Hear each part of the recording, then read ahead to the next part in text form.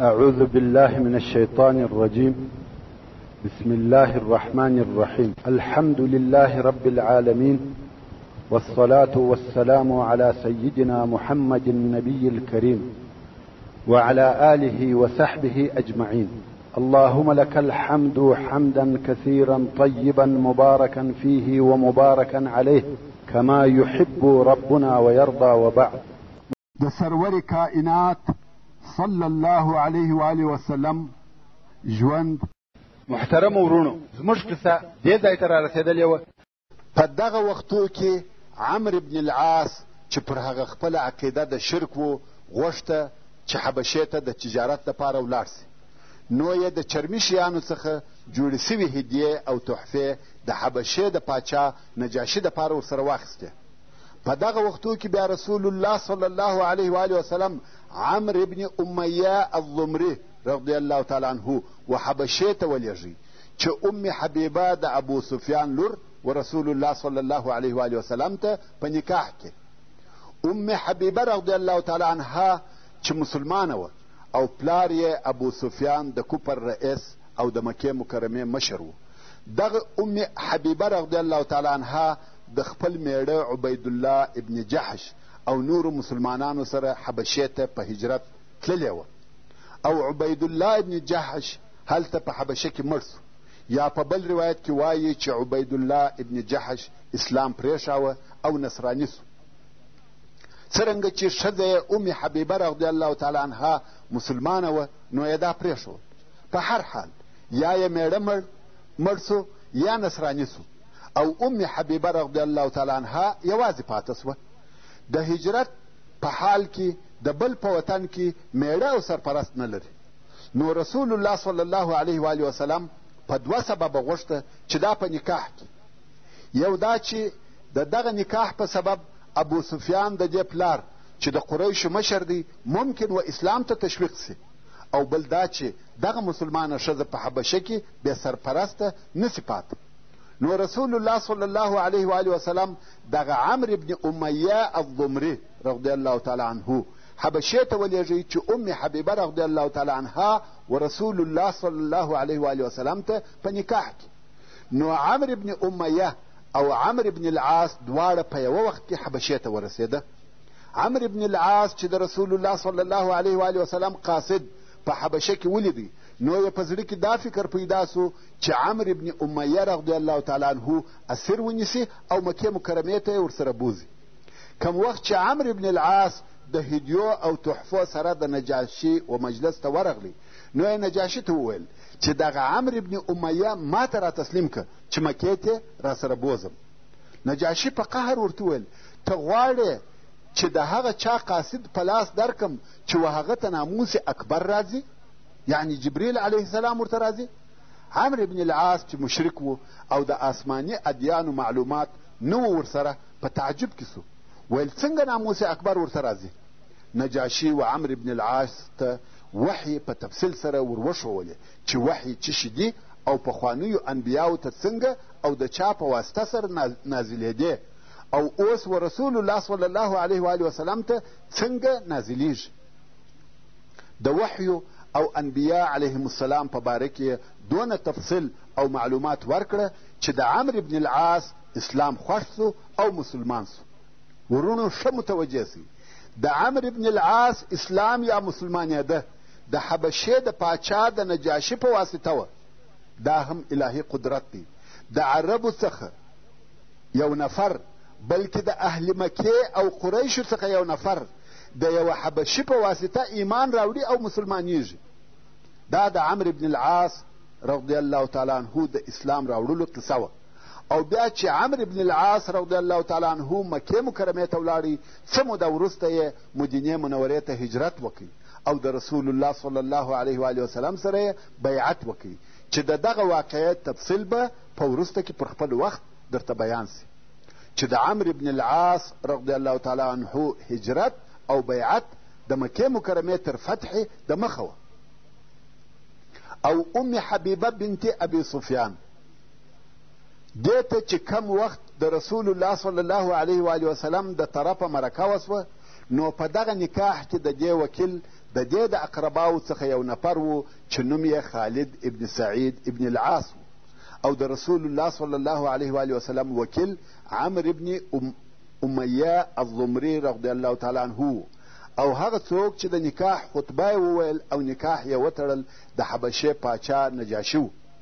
د ام حبیبه رضی الله تعالی عنها مهر 4,000 درهمه کښېښول سو او د نکاح مهماني هم نجاشي جوړه کړه. دا د ام حبیبه بنت ابي سفیان سره د رسول الله صلی الله علیه و وسلم د نکاح قصه وه. د رجیع د اوبو غمجنه واقعه. ورونو، د هجرت د 4 کال د سفر په میاشت کې ورسول الله صلی الله علیه و وسلم او مسلمانانو ته یوه زړه دردونکې واقعه پیښه سوه چې د سیرت او تاریخ په کتابو کې د فاجعه ماء رجیع په نامه سره یادیږي. چې هغه واقعه داسې وه: د عربو 2 قبیلې چې د عضل او قاره په نامه سره یادېدې، دغه قبیلې اسلام دښمنې قبیلې وې او دا یې اراده وه چې پر مدینه منوره حمله وکړي.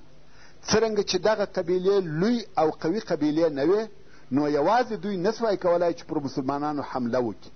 نو یې د هذیل و قبیلې ته نفر ولیږل چې موږ غواړو چې پر مسلمانانو حمله وکړو، نو تاسې هم په دغه جنګ کې زموږ کومک وکړئ.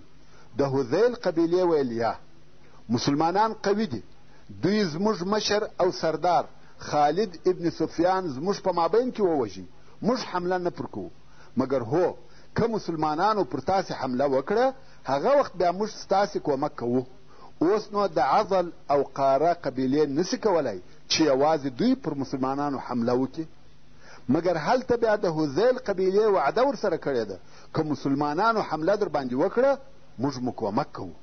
نو اوس د عضل او قاره د قبیلو افراد داسې کارونه کوي چې مسلمانان مجبوره کړي چې پر دوی حمله وکړي. نو یې څه وکړه؟ 2 نفره یې رسول الله صلی الله علیه و وسلم ته ولیږل چې دغه ډلې په ښکاره سره ایمان راوړي او هلته په مدینه منوره کې د مسلمانانو سره ژوند کوي، لمنځونه کوي او په ظاهره مسلمانان دي. بیا یې رسول الله صلی الله علیه و وسلم ته وویل: یا رسول الله، که زموږ سره یو 2 نفره ولیږې چې هلته زموږ قوم ته اسلام او قرآن وروښوي، شاید زموږ قوم هم مسلمانان سي او موږ دغه ستا نفرو ته جوار یا امان ورکوو چې څوک به تکلیف او آزار نور کوي. د نبی الرحمه علیه الصلاة وسلام هم امید پیدا سو چې ممکن د عضل او قاره قبیلې هم ایمان راوړي او دغه نفرو هم و اصحاب کرامو ته جوار ورکوي او په امان کې دي. نو یې 6 نفره یا په بل روایت کې 10 نفره د خپلو اصحاب کرامو څخه د دوی سره ولیږل چې دغه نفر هم ټوله د قرآن مجید حافظان وه او د دوی مشر یې عاصم ابن ثابت رضی الله تعالی عنه مقرره کړي. کم وخت چې په لار کې و دغه قبیلو ته ورنږدې سوه، نو یې د رجیع د اوبو سره واړول. د رجیع اوبه د هذیل د قبیلې اوبه دي چې د جدې او رابغ په مابین کې وې. دغه د مسلمانانو ملګرو خلقو د هذیل د قبیلې یو کلی په خبر کړي چې و هغو ته بنو لحیان ویل کېده. مسلمانان په بېغمه زړه سره ناست دي. چناب وبره لښکر پر راوګرځېدی او دوی یې محاصره کړه. مسلمانان فقط 6 یا 10 نفره دي او د کفارو ډله د 10 نفرو څخه او د کفارو ډله د 100 نفرو څخه زیات دي. دوی ویل: هغه عهد او امان. کفار وایي: نه عهد سته نه امان، تسلیم سی. د مسلمانانو سره هم اسلحه سته، مګر شمیر یې نسبت و کفارو ته ډېر لږ دی. نو ویې ویل وړي ته وختل او ویل: نه تسلیمیږو. کفار ورته ویل: موږ عهد او وعده در سره کوو، که تاسې تسلیم سئ موږ ستاسې یو نفر هم نه وژنو. عاصم رضی الله تعالی عنه ویل: زه خو د کافر په امان هیڅکله نه تسلیمیږم او نور کښته کېږم. او تر هغو یې جنګ ورسره کاوه تر څو چې عاصم رضی الله تعالی عنه د 6 نورو ملګرو سره د غوښې په ویشتلو په شهادت ورسېده. فقط د مسلمانانو څخه 3 نفره پاته سوه چې هغه خبیب ابن عدي، زید ابن الدسنه او عبدالله ابن طارق وه. کفارو بیا عهد او وعدې ورکړې، ویل که چیرې تاسې تسلیم سئ موږ هیڅ تکلیف نه در کوو. نو دغه درو نفرو په خپل مابین کې سره وویل چې موږ 3 نفره نسو کولی چې د پوره لښکر سره وجنګېږو. په جنګ کې مو مرګ حتمي دی او که ځانونه تسلیم کو شاید دوی د خپلې وعدې سره موافق امان راکړي. نو دغه 3 نفره تسلیم سوه. اوس چې د هغه لوړې څخه ورکښته سوه کفارو د دوی په تړلو شروع وکړه. عبدالله ابن طارق رضی الله تعالی عنه وویل دا خو یې اول غدر. نو یې په جنګ شروع وکړه. دا نفر یې هم شهید کړي. زید او خبیب یې وتړل او مکې مکرمې ته یې بوتله. هلته یې پر قریشو خرڅ کړه. مګر د مخه تر دې چې کفار ولاړ سي دوی غواړي چې د عاصم رضی الله تعالی عنه سر پرې کړي او د ځانه سره یې مکې مکرمې ته یوسي. دا ولې؟ ورونو که ستاسې په یاد وي د احد په غذا کې د کفارو د بیرغ اخیستونکي 2 نفره دغه د عاصم د طرفه ووژل سوه. هغه 2 ورونه چې د کفارو بیرغ یې پورته کاوه عاصم رضی الله تعالی عنه د هغو د خور سلافې په حضور ووژل. او سلافې وویل که هر چا د عاصم سر راته راوړي د سر په کوپړۍ کې به شراب وچښم او سر به و هغه سړي ته په سرو زرو ورډکم. نو کفار اوس غواړي چې د عاصم سر پرې کړي او سلافې ته یې د هغه انعام د اخیستلو دپاره وروړي. خو دلته بیا یو بل کیفیت هم و. هغه دا چې عاصم رضی الله تعالی عنه په پخوا کې چې دی په مدینه منوره کې و قسم کړی و چې والله زه به په ټول عمر مشرک ته لاس ور نه وړم او نه به مشرک پرېږدم چې ما ته لاس راوړي. او پس له دغه قسمه څخه نه بیا ده مشرک ته لاس وروړی و او نه مشرک پرې ایښی و چې ده ته لاس وروړي. اوس مشرکان غواړي چې د ده سر یوسي. مګر الله جل جلاله هغه د ده قسم د ده تر مرګ وروسته ورپوره کړي. هغه داسې چې دونه غالبوزې راغلې لکه یوه اوریځ او د عاصم رضی الله تعالی عنه د جسد پر شاوخوا ګرځي. دونه ډیرې غالبوزې وې چې کفار د دغه غالبوزو په واسطه هیڅ نسي کولی چې د عاصم رضی الله تعالی عنه و جسد ته ورنږدې سي. د الله جل جلاله د لښکرو څخه یو لښکر د دغه نیک سړي د جسد حفاظت او ساتنه کوي. کفارو هر څه کوښښ وکړي مګر غالبوزو نه پرېښول چې ورنږدې سي. د عاصم رضی الله تعالی عنه بدن یې د دوی څخه ساتي. کفار ویل تر ماښامه پورې صبر وکړي چې شپه سي غالبوزې ځي ځکه غالبوزې په شپه کې نه ګرځي. اوس چې شپه نږدې کېږي باران شروع سو او تر ماښامه دونه باران وسو چې سیلونه وبهېده. یو لوی سیل د عاصم رضی الله تعالی عنه پر جسد ورغلی او هغه یې یوړی. کفارو هر څه کوښښ وکړي چې د عاصم رضی الله تعالی عنه جسد را وګرځي مګر سیل دونه لوی او قوي و چې څوک ور نږدې کېدلی نسي.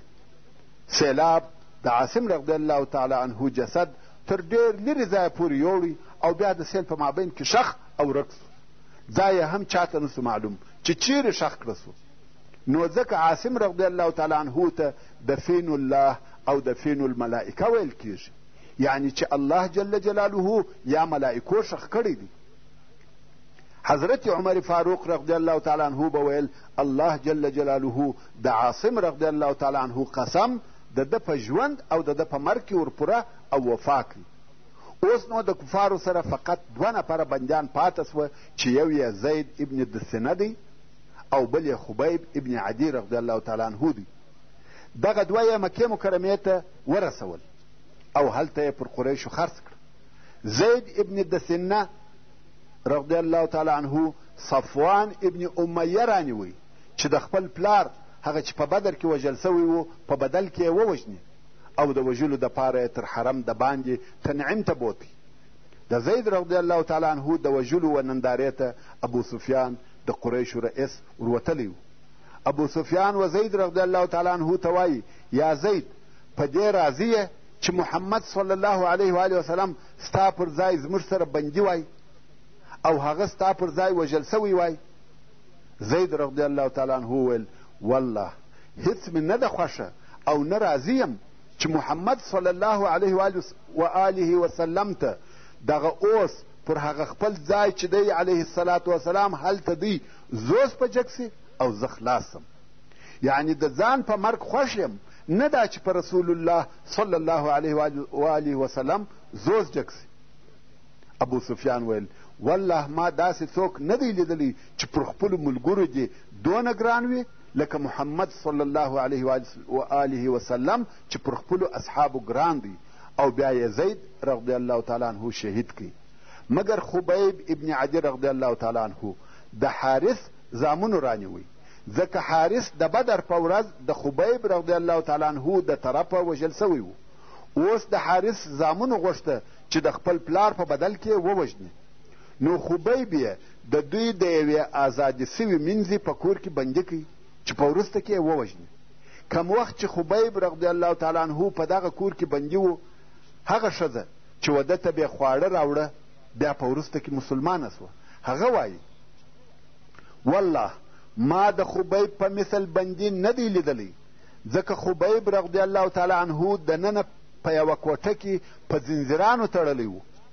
خو زه چې به دغه کوټې ته د خوړو وروړلو دپاره ورغلم، په والله ما به لیدل چې وده ته به انګور پراته وه او د دغه انګورو واشکې به دونه لوی وه لکه د سړي سر، او په والله په دغه وخت کې په ټوله جزیرة العرب کې انګور نه وه، یعنې د انګورو موسم نه و او ده ته به انګور پراته وه. نو وایي ما به پوښتنه ځینې وکړه چې دا انګور د کومه درته راغله؟ ته په کوټه کې په زنځیرانو تړلی بندي یې او د میوې موسم هم نه دی، تا ته میوه پرته ده، دا د کومه درته راغله؟ خبیب رضی الله تعالی عنه به راته ویل دا د الله جل جلاله د طرفه څخه ده. دا د خبیب رضی الله تعالی عنه کرامت و. بیا یې یوه ورځ و خبیب رضی الله تعالی عنه ته خبر ورکړي چې نن ورځ ستا د وژلو ورځ ده. نو ده رضی الله تعالی عنه و هغه ښځې ته چې دی یې په کور کې بندي و وویل که دې ما ته یوه چاړه راولېږل چې په هغه سره د خپل بدن ځینې وریښتان ایسته کړم. ښځې ویل ښه دی. ښځه ولاړه او د 11 کلن هلک په لاس یې چاړه ورکړه چې هغه هلک د دې زوی و. ویل دا چاړه یوسه خبیب ته یې ورکړه. هلک چاړه واخیسته او لاړی. د هلک تر تګ وروسته د ښځې پام سو چې ما څونه غلط کار وکړي.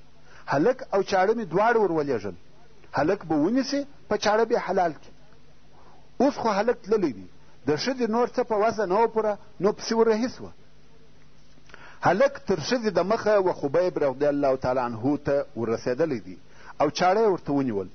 خبیب رضی الله تعالی عنه وویل افسوس دې وي تا ښځې لره. او بیا یې هلک ته وویل آیا ستا مور د غدر او خیانت څخه نه بیرېده؟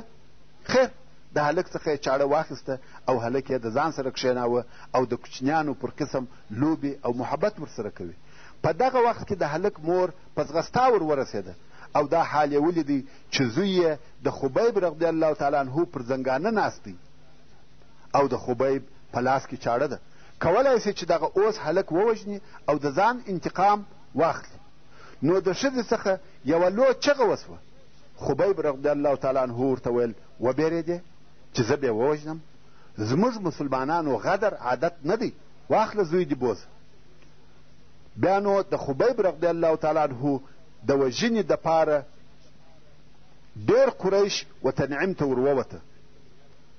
دلته نو خبیب رضی الله تعالی عنه ورته وویل که مو خوښه وي او دونه مې پرېږدئ چې 2 رکعته لمونځ وکړم. کفار ویل ویک. خبیب رضی الله تعالی عنه هغه اول سړی دی چې د اعدام په وخت کې یې د لمونځ کولو طریقه کښېښول او رسول الله صلی الله علیه و آله وسلم چې دغه د ده لمونځ کول واورېده دغه عمل یې رد نه کوي او په اسلام کې دغه د اعدام په وخت کې د لمونځ کولو طریقه پاته سوه او په وروسته کې هم ډیرو مسلمانانو دغه لمونځ کړی دی. دغه اوس چې د اعدام یا قصاص په وخت کې 2 رکعات لمونځ کیږي دا هغه د خبیب رضی الله تعالی عنه طریقه او متابعت دی.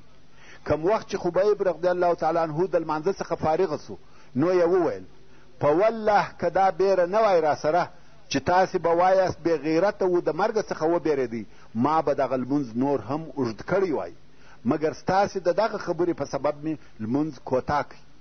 تر لمانځه وروسته یې خبیب رضی الله تعالی عنه پر صلیب وځړاوه او د ده په وهلو یې شروع وکړه. په یوه وار یې نه وژني بلکې کرار کرار یې په تور وهي. خبیب رضی الله تعالی عنه و کفارو ته په شراو شروع وکړه. ویل اللهم احصهم عددا واقتلهم بددا ولا تبق منهم احدا. د ابو سفیان سره خپل زوی معاویه ورسره و، زوی یې پر مځکه غزار کوي او ابو سفیان په خپله هم پر مځکه پرېوتی. ځکه د مشرکانو دا عقیده وه که یو چاته شرا کیږي او هغه څوک ځان پر مځکه واچوي هغه شرا نه ورسیږي، نو ځکه دوی خپل ځانونه پر مځکه واچول. بیا نو خبیب رضی الله تعالی عنه وویل الهي موږ ستا د نبي رسالت ورساوه، موږ تلو چې ستا دین و خلقو ته ورسوو او هغو پر موږ ظلم وکړي او په دغه ډول مو وژني. الهي زما سلام ستا و نبي صلی الله علیه و وسلم ته ورسوه او بیا نو ووژل سو. په دغه وخت کې رسول الله صلی الله علیه و وسلم په مدینه منوره کې د خپلو اصحابو سره ناست و او ویې فرمایل لا حول ولا قوة الا بالله. صحابه کرام پوښتنه ځینې وکړه چې څه پیښه ده یا رسول الله؟ رسول الله صلی الله علیه و وسلم وفرمایل دا جبریل و چې د خبیب د وژلو خبر یې راته راوړي. ورونو دا د خبیب ابن عدی رضی الله تعالی عنه درجه او مقام و چې جبریل علیه السلام د آسمانه څخه مځکې ته راځي او د خبیب رضی الله تعالی عنه د وژل کېدو خبر و رسول الله صلی الله علیه و آله وسلم ته راوړي. د بئر معونه فاجعه په عین دغه میاشت کې چې دغه د رجیع د اوبو دردناکه حادثه پیښه سوه، یوه بله غمجنه واقعه هم پیښه سوه چې تر هغه اولې حادثې ډېره غمجنه او دردناکه وه، چې دغه واقعه د سیرت په کتابو کې د بئر معونه په فاجعه سره مشهوره ده. او د هغې واقعې خلاصه داسې ده: عامر ابن مالک چې په ملاعب الاسنه سره مشهوره و او د بني عامر د قبیلې چې په نجد کې واقع و مشر او سردار و رسول الله صلی الله علیه و آله وسلم ته راغلی چې د اسلام عقیده او احکام ځینې واوري. پس له هغه څخه چې قرآن او د اسلام احکام یې واورېده اسلام یې خوښ سو، مګر مسلمان هم نسو، نه رد کوي نه قبول. نو یې رسول الله صلی الله علیه و آله وسلم ته وویل یا محمد صلی الله علیه و آله وسلم که د مسلمانانو یوه ډله په نجد کې و بني عامر ته راولېږې چې اسلام او احکام یې ورته بیان کړي او ستا دین ته یې دعوت کړي، زه امید لرم چې هغه به قبول کړي، او که زما قوم و اسلام ته داخل سو زه هم د هغو سره یو ځای مسلمانېږم. رسول الله صلی الله علیه و آله وسلم وفرمایل چې زه پر خپلو اصحابو د اهل نجد څخه بیریږم. هلته نورې قبیلې سته چې د اسلام او مسلمانانو دشمنې دي. عامر ابن مالک ویل ستا اصحابو ته زه جوار ورکوم که هر چا ستا پر اصحابو تیری او تجاوز وکړي ګوا پر موږ بني عامر یې تیری وکړي. په دغه جوار د رسول الله صلی الله علیه و آله وسلم اطمینان حاصل سو، نو یې د خپلو اصحاب کرامو څخه څو نفره و بني عامر ته د لیږلو دپاره اختیار کړ. اوس نو د نفرو په شمیر او عدد کې دوه روایته دي، څوک وایي 40 نفره وه، څوک وایي 80 نفره وه، خو د 80 نفرو روایت صحیح دی. او رسول الله صلی الله علیه و آله وسلم د دغه 80 نفریزه ډلې مشر منذر ابن عمر رضی الله تعالی عنه وټاکئ. دغه 80 نفره ټول د قرآن کریم حافظان وه او په مسلمانانو کې علما ډېر صالحه او د شرف خاوندان وه. کم وخت چې عامر ابن مالک ولاړی رسول الله صلی الله علیه و آله وسلم دغه نفر پسې ولیږل. دغه اصحاب کرام په لار کې هم خلق و اسلام ته دعوتوي او اسلام یې ورته بیاناوه، څو و بئر معونه ته ورسېده او هلته یې واړول.